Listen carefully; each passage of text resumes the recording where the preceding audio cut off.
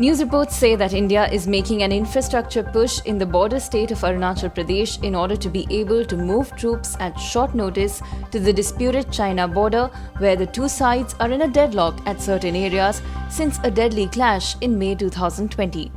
To deal with any eventuality, the Indian government is pushing connectivity projects along the 1,350-kilometer long line of actual control in Arunachal Pradesh.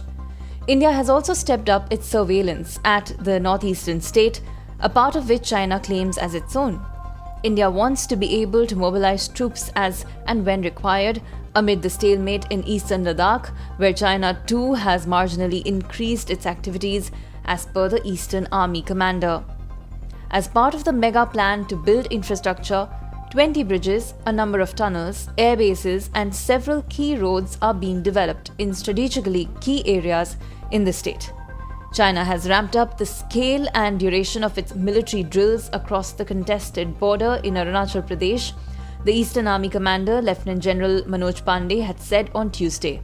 A new axis connecting Guwahati to the strategically crucial Tawang is scheduled to come up in the next 2 years.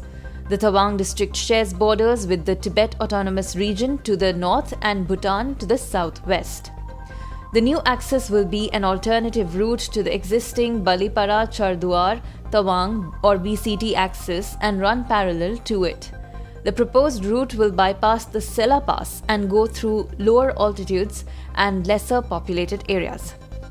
Talking to reporters about the overall military preparedness in the region, Major General Zubin A. Minwala, General Officer Commanding of the 5 Mountain Division, stressed that there has been a tremendous push on infrastructure development by both the Border Roads Organization and the civilian government in the region.